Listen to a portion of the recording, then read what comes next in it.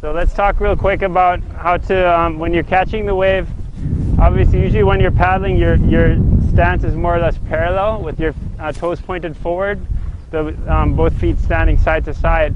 When you're catching the wave or when you're surfing, you want to be in the surf stance with one foot further back and one foot further forward. And in that stance, you also still want to be on the center line of the board. So you want your board to be weight to be balanced, because if you're off to one rail, it'll tip over, or off to the other rail, it'll tip that way. So you want to keep your weight balanced over the center line of the board. And obviously when you're moving your feet, it's best to move both feet together so you can kind of jump from one position to the other, or slowly shuffle. But you don't want the board to go and rock side to side like this by unweighing one foot completely.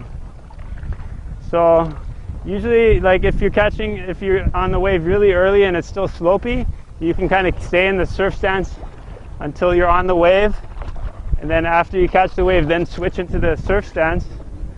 If you're kind of late, if you're doing a late takeoff, the wave is already kind of steep, you definitely want to be in the surf stance by the time you're dropping into the wave, because the surf stance gives you a lot more stability on the wave. If you're standing like this, the wave catches you, you're probably going to fall off backwards, and that's what I see a lot of the beginners do.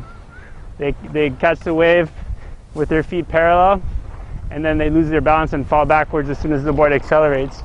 So to deal with that acceleration, you definitely want to have your back foot back towards the tail.